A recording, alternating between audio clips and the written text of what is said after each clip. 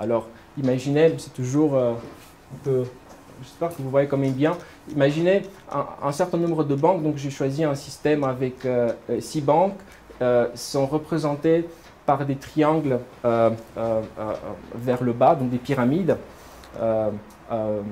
avec la tête en bas, le haut, et avec des différentes réserves fractionnaires. Donc chaque banque, elle est plus ou moins incitée, ou elle opère plus ou moins ses réserves, et elle fabrique plus ou moins de monnaie, plus ou moins de billets de papier par rapport à ses réserves. En cas de ruée bancaire, les banques ont la possibilité de s'appuyer les unes sur les autres et demander des prêts, des liquidités pour pouvoir rembourser les dépôts à vue. Mais ceci a des limites parce que si chaque banque fait la même chose, ceci ne peut pas fonctionner. Alors, tout le monde ne peut pas le faire en même temps.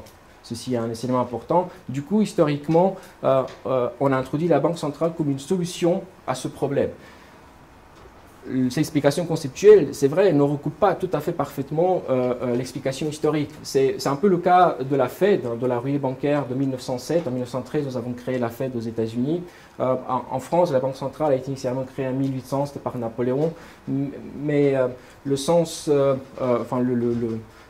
Banque centrale, dans sa fonction actuelle, a été à son tour imposée après des ruées bancaires et comme une réponse aux appels des banquiers, aux appels des grands banquiers qui eux-mêmes fabriquaient plus de monnaie qu'ils n'avaient des réserves d'or. Donc c'était simplement pour résoudre un problème personnel des banquiers des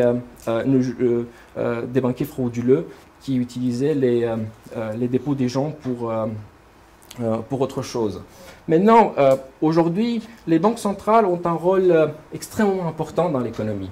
La façon dont les banques centrales influencent les échanges, comme je disais, est très importante. Il y a 3 manières de comprendre ça. Une première influence des banques, elle se passe sur qu'on appelle ça, même en français, c'est le terme anglais qui est utilisé, c'est le open market. Les banques vont sur le open market pour échanger des créances d'État contre de la liquidité. Alors, lorsque une banque rachète des créances de l'État, des bonds, des obligations, elle fabrique de la monnaie. Donc elle augmente la masse monétaire. En revanche, lorsqu'une banque vend des obligations d'État, elle rachète sa propre monnaie, donc elle rapetissait la masse monétaire. Elle influence dans le sens décroissant la masse monétaire. Ceci est une première opération. L'autre opération, c'est le taux d'escompte. Vous voyez, vous avez tous cette image des grands banquiers centraux, des présidents des banques centrales, de la Fed et de la BCE, avec une certaine régularité, tous les mois ou tous les 3 mois, ils sont là dans une conférence de presse devant tout le monde et ils inventent un taux d'intérêt qui est, pour la Fed, ils appellent ça le taux d'escompte et pour la BCE appelle ça le taux du prêt marginal. Mais en gros, c'est le taux auquel les banques commerciales peuvent s'emprunter auprès d'elles pour faire vite.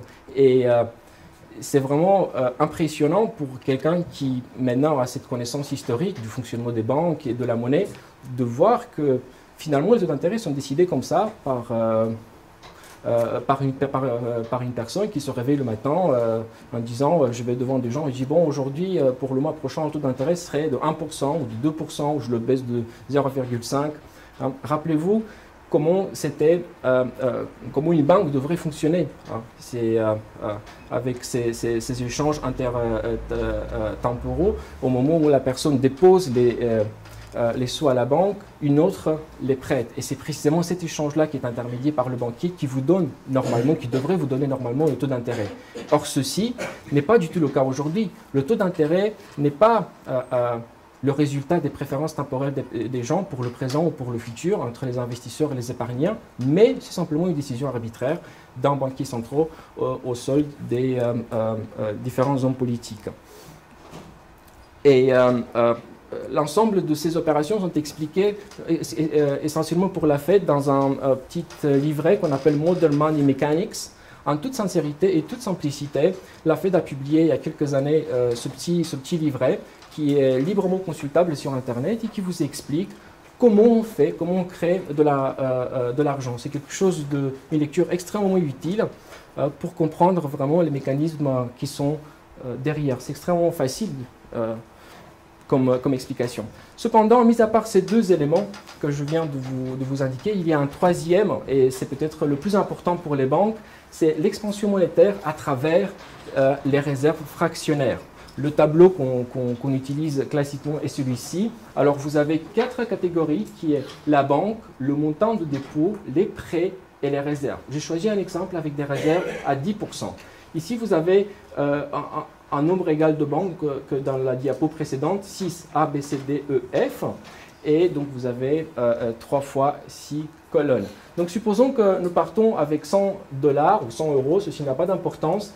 Vous allez à la banque et vous les déposez. Donc, vous déposez quoi? Vous déposez tous les 100 $ et puis la banque, elle dit, sachant que je suis obligé à garder seulement 10%, pourquoi m'embêter et garder plus? Et je vais garder 10 et je vais en prêter 90. Ces 90 $ ou euros sont reprêtés à une autre personne qui les redépose à une autre banque, B, et qui fait exactement la même réflexion, qui se dit, bah, je vais garder 10%, elle garde 9 et elle reprête 81. Ces 80 vont à une autre banque, à une personne qui les dépose à une autre banque qui est C, et ainsi de suite, un calcul qui se complexifie, mais qui est le même. Chaque banque garde 10% et prête le reste de 90 à quelqu'un d'autre. Maintenant, où sont passés les 100 $ dans ce petit mécanisme qui n'est pas plus compliqué que ça en réalité? Les 100 $ d'ici, vous les voyez comme comme le résultat des réserves qui sont déposées à la banque. Donc vous avez des réserves de 40,95 dans cet exemple fictif, qui est la somme des sous qui ont été déposés, et puis du dernier dépôt. Donc le total des réserves plus le dernier montant du dépôt, ça fait 100. C'est exactement ce calcul, 40, 95, 59,05. Vous pouvez refaire les calculs, mais vous arrivez à la même conclusion. C'est vrai, les Autrichiens sont réputés pour être des mauvais mathématiciens, mais ceci est tout à fait, ce calcul me semble être correct. Maintenant, on voit très mal à cause de la lumière. Si vous calculez l'ensemble des dépôts plus l'ensemble des prêts, vous allez vous apercevoir qu'il y a 468 dépôts créés et 368 $ ont été prêtés. Donc tout ça, c'est de l'argent qui n'existait pas avant et qui n'avait pas de raison d'exister autrement. Tout ça, ça a été créé, comme on dit en anglais, out of nothing. Simplement par une écriture initiale de 100 et puis ensuite par ce système de réserve fractionnaire. Maintenant, vous avez différentes possibilités pour les réserves. Vous avez 10%, 20%, 30%, et il y a un calcul qui est tout à fait mathématique et simple. Ça vous permet de comprendre l'expansion de la masse monétaire selon la quantité de réserves obligatoires qui existent. Alors aux États-Unis, aujourd'hui, il se trouve que pour les réserves institutionnelles, il s'agit de 10% et pour les banques commerciales, c'est 0. Aujourd'hui, en Union européenne, c'est 2%. Des réserves. Donc imaginez l'augmentation de la masse monétaire qui a pu avoir lieu. Et en effet, lorsqu'on on comprend par la suite le rôle de la monnaie fiduciaire, vous allez vous apercevoir que ceci est exactement le cas. On a créé beaucoup plus de monnaie que ceci n'aurait pas été le cas. Un premier élément pour comprendre la monnaie fiduciaire, ce sont les accords de Bretton Woods. C'était cet événement extrêmement important en histoire de l'économie, en histoire économique récente, qui a eu lieu en 1944, avant la fin de la Deuxième Guerre mondiale, où les partis qui sentaient qu'ils allaient gagner, les États-Unis et l'Angleterre, se réunissent pour établir le nouveau système monétaire international.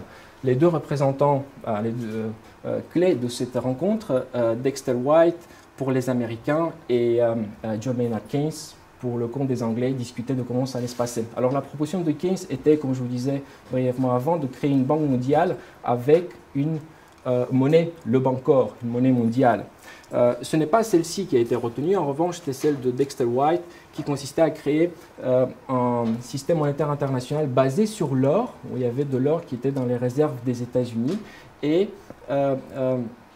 qui s'échangeait à 35 $ l'once d'or. Autrement dit, pour n'importe quel particulier ou pays étranger, pour obtenir de l'or, il fallait passer par le dollar. Donc il fallait acheter des dollars et les échanger à raison de 35 $ l'once d'or pour pouvoir obtenir de l'or. Mais à vrai dire, l'or, il ne le voyait jamais. Comme Henry Hazlitt l'a écrit maintes fois dans The New York Times, où il était le chroniqueur, à partir de 1944, ce système n'a pas pu durer longtemps, précisément parce que c'était toujours un système frauduleux, comme c'était celui d'un réserve fractionnaire que je vous ai indiqué précédemment, où les États-Unis, le gouvernement américain, était incité de fabriquer plus de dollars, plus de monnaie papier qu'ils n'avaient de l'or. Parce que pour eux, c'était comme s'ils avaient plus de l'or. Les accords ont pris fin en 1971 quand Nixon a fermé ce qu'ils avaient appelé la fenêtre or. Et un nouveau développement contemporain dont nous allons parler très probablement plus tard pendant ces conférences, c'est l'euro. Il faut savoir qu'avant la création de l'euro, nous avions le serpent monétaire qui était un système qui comprenait les monnaies des pays membres et qui les empêchait, en théorie, de fluctuer à plus de 2,25%, la différence de taux d'échange. Ce système a aussi fait faillite, précisément parce que ça a incité chaque pays à dévaluer sa monnaie. Et la seule manière de garder un taux d'échange de 2,5, c'était que les autres pays rachètent la monnaie qui était fabriquée précédemment. Donc ce système a fait faillite en 1978 et a été remplacé par le système monétaire européen qui est devenu caduc en 1993 parce que les taux d'échange étaient tellement fluctuants, étaient 15% en 1993, que de facto, ceci n'avait plus aucun rôle. Plus récemment, vous le savez tous, vous êtes suffisamment vieux pour vous rappeler, 1999 et puis 2001, la création de l'euro. Et jusqu'à quand la prédiction de beaucoup d'Autrichiens est jusqu'à bientôt. Nous ne savons pas exactement quand, c'est la spécificité de la prédiction autrichienne, mais nous savons que ceci va se passer. Qui est créée exactement comme une autre monnaie fiduciaire. Comme je vous expliquais le système des banques centrales avant, maintenant ce qu'on a fait, on a transformé les différentes banques commerciales en banque centrale nationale et on a remplacé la banque centrale avec la banque centrale européenne. Donc ce qu'on a fait, on a simplement monté d'un cran, on a monté d'un niveau et on opère à peu près les mêmes opérations. Ceci n'a pas du tout changé. Mais comme je vais annoncer déjà, le résultat de cette manipulation de la monnaie, de son changement de nature, comme vous pouvez le constater, a des conséquences importantes parce que si vous regardez les différentes statistiques avec les différentes composantes monétaires, il faut savoir qu'on appelle il y a 3 composantes monétaires importantes, le M1, M2, M3. Ce sont des noms que les banquiers centraux et les présidents des banques centrales et puis les économistes donnent. Donc le M1 qui est ici en bleu, ceci est l'euro, c'est la croissance de l'euro. Donc ici vous avez les billets et les dépôts à vue pour le bleu. On est parti à peu près à 4 000 milliards de masse monétaire et nous sommes arrivés aujourd'hui, je regardais hier, nous sommes à un peu plus du double, donc vers le 9 000 milliards de masse monétaire en seulement 10 ans, en temps de paix. C'est important de noter ça.